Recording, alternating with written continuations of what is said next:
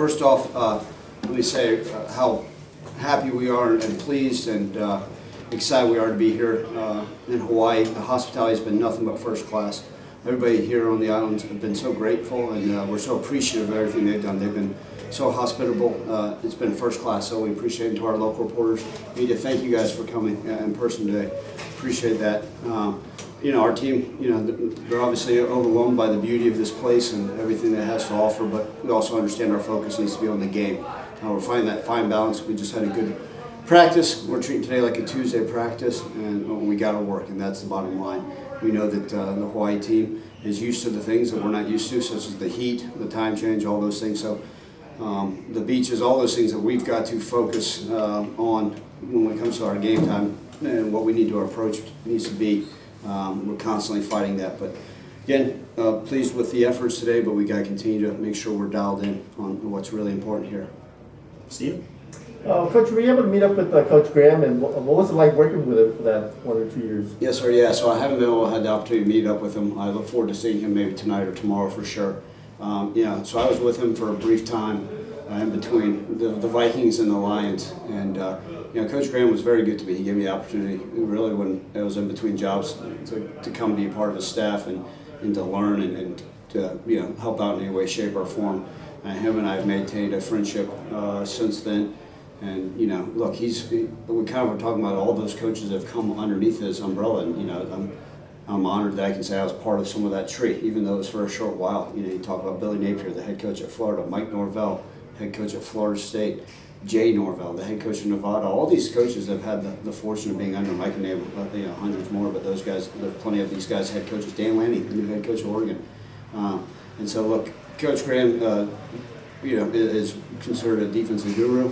He's done it the right way and has a lot of success at a lot of different places. And so I know his team will be well prepared, but I do look forward to shake his hand and see him in person. Was there any element of his style of coaching or anything that you incorporated in your own style? Or? I think part of it was for me getting back into the college game. And so, 6 years in the NFL and then going to college, the college game had changed so dramatically while I was out. And then, be able to be a part of that, just to see all that stuff was quite eye-opening.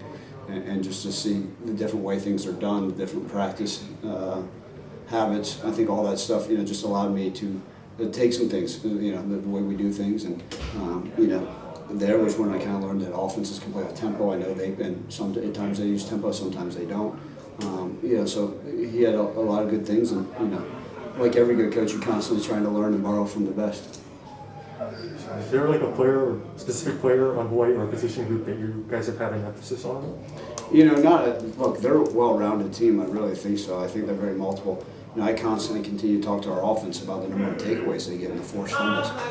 We had major fumbling issues in the beginning of our season, the beginning, middle, and that's those type of things that those games can be a quick change around if we're not able to own the football. And we haven't been able to do that this year. And so I think, when you talk about the defense, the ability to get takeaways, obviously we'll be facing a new quarterback, right?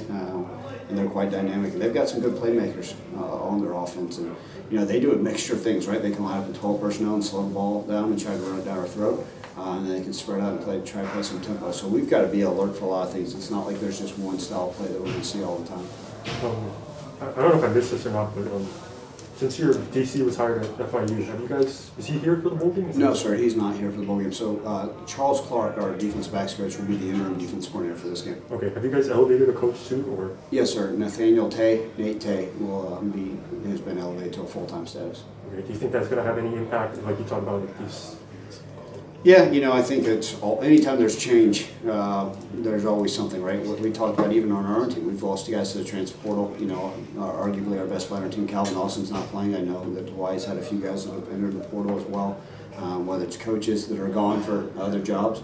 That's the nature of college football this day and age, and I think we've got to be well prepared for all those things. So we can't have any excuses. We'll make an impact one way or the other, hopefully a positive impact. I got full faith in our defensive staff to be able to get the job done. It's a strange kind of preparation because you had more time to prepare for this game, but you had more changes to prepare for, and also you tried to get you guys rest and then get them to get their legs back. And yeah, it's a fine combination, right? There is more time to prepare for the game, there's also over preparation. If you know anything about football coaches, sometimes we have the tendency to, oh, I got this idea, this idea, this idea, but then we realize, oh wait, we're dealing with 18 to 23-year-olds. It doesn't matter what I can dream up at, with extra time. It's what can they go out and execute. And then you're exactly right. We're going to see different things. So can we get aligned? Can we do our assignments correctly, regardless of what we're seeing, offense, defensively, and special teams? And so, to me, that's as important as anything. And then you talk about, it was important to get out here today and get acclimated to this heat. I mean, we had some guys that were, we knew this heat would have an effect on us. We make sure they're trying to live right and get rest at night and get their legs back under them. This late in the year, right, you always want to play bowl games, obviously, and this is a wonderful one that we're so honored to be part of. But we also got to make sure they're fresh. So it's that fine balance. Hey, got to put in the work, but we also got to make sure we're fresh for Friday early afternoon, late afternoon. Something that they talked about when we were at Hawaii, but technically it's a neutral site, but you guys are going to be playing on Hawaii's home field. Do you feel there's a disadvantage almost? Look, I mean, we're not going to be able to get the opportunity to go over there until Thursday night. They're practicing there, they play there. I know the Memphis fans will shout loud and proud, but I don't think all 10,000 are going to be in blue. And so, look, they've got a great tradition here, and I know their fans love football. So we're excited about it, and we understand that there are different things, right? In my opinion, it's the disadvantages of having to play a team in their home, on their home stadium that's had a lot of success, right? And then we're dealing with the time change, the heat, all those things. I think that I got to make sure our guys are focused on, right? They look out the window. Well, they've seen the beach whenever they need to. Our guys look out, and sometimes we got to drive about 15 minutes to go see the Mississippi River. So it's a little bit different atmosphere for us, but we got to make sure our guys are focused, and you'll hear me harp on that all week. Did you practice indoors to get yourself sort of adjusted to the humidity, or did you try to pump up the heat or something in there? Yeah, we did some indoor practices. We had unseasonable warm temperatures in Memphis at this time. So I'm sure a couple of guys were looking at me when I told them we were practicing outside. But I wasn't going to be foolish. If it was below 40, we weren't going to practice outside. So sometimes having a little bit more space to do those things. But we were so fortunate. We do have a beautiful indoor practice facility. And anytime it gets below 60, a lot of our guys look at it. We're going inside, and so I play a little good count, bad count, depending on the day. But yeah, we were able to get some warmer weather temperatures, if you will, but nothing like today out in the sun. All right, we'll wrap up with Frank and then Evan on Zoom. Hey Ryan, when you got an athletic director who played in Hawaii, years ago, and he's pretty candid about, he said that they had a little bit too much fun. When you're trying to talk to your players about finding the balance of enjoying Hawaii but staying focused, how much does it help knowing that you have an athletic director who can give personal experiences to what that was like?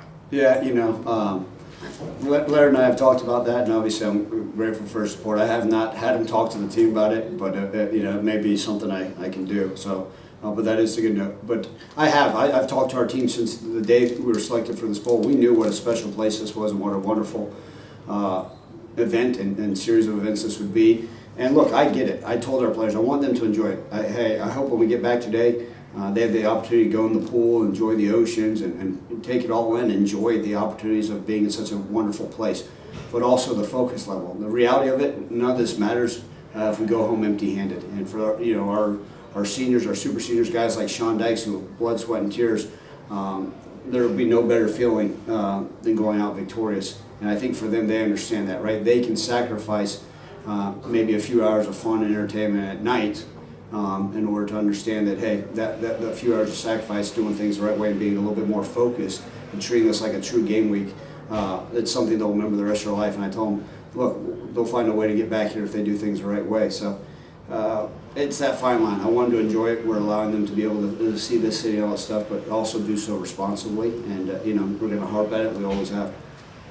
And after such a long flight, how would you gauge the attentiveness and mental focus of today's practice? Yeah, it was pretty good. Look, I didn't think it would go out there and be, I told them I felt like 50% of the guys were great, excellent, that were, dialed in and understanding the importance. I'd say the other 50, we just got to continue to bring along. It's because it's going to take every single one of us. This late in the year, I don't care if you're the fourth string defensive end, we all need to be focused and dialed in.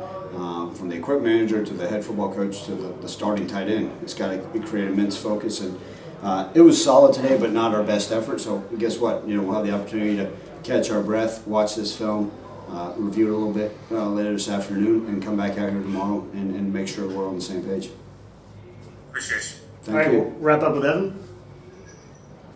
Hey Ryan, real quick, with Sean, obviously you mentioned the blood, sweat, and tears that he's put into the program. Just for someone like him who's seen all 6 years here, what does it mean just to have?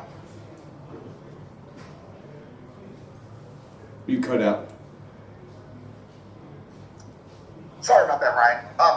Basically what I asked is like, what does it mean to have someone like him in this program with all he's been through, just persevering to get to this point in his last game in Hawaii? Yeah, look, Sean is one of those guys that him and I have a really great relationship. He's a young man that our relationship has continued to grow every year. And, him and I have been here side by side this whole time.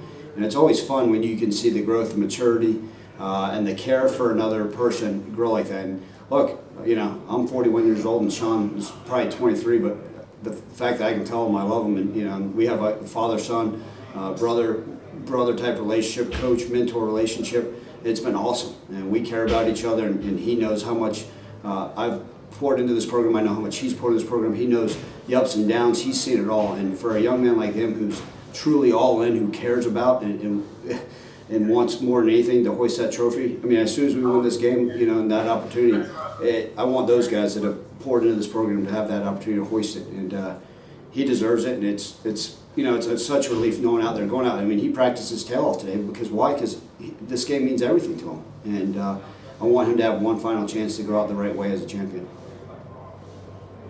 All right, thank you, Ryan. And just kind of, Go ahead, Evan. sorry about that. Go ahead, Evan. Sorry, just the last thing about Sean, just, obviously he has been through a lot. When he redshirted 2 years ago, he couldn't really have the Cotton Bowl experience, but he did get it. He was able to win a bowl game last year. So for you to watch how he's persevered from his injury to now, what does that just say about his character that he's able to kind of tough it out and just, get to this point? Yeah, Sean's one of those not only physically tough kids, but he's really mentally tough. He comes and brings it every single day. He works. He's not afraid to work. Like I said, this program means everything to him, and the ability to go out there and do it the right way. If you ask Sean, and he may not share this with you, but I will, last year we won the bowl game. He told me it was the best moment maybe of his life, right? Just the experience to be able to go out to have that bowl win. And I know how important it would be for him really to be able to put this program on his back and on the map by saying, hey, we're back-to-back bowl champions for the first time in program history. And for a guy like that who's had all the accolades, has done everything, broken all the records as a tight end, will go down as one of the best tight ends in program history, one of the best offensive weapons, and just a fine young man. Look, I can't wait that 15 years from now when Sean and I are texting and still doing all those things, and whenever he decides to get married, he better invite me to his wedding. All those things, I just can't wait to develop that relationship. But all those things being said, to watch him persevere, to watch him tough things out, and to know how important this game is Friday night to him, man, I'm just so excited. I can't wait to sit back and watch him play and perform. Thank you, Ryan. Thanks, guys.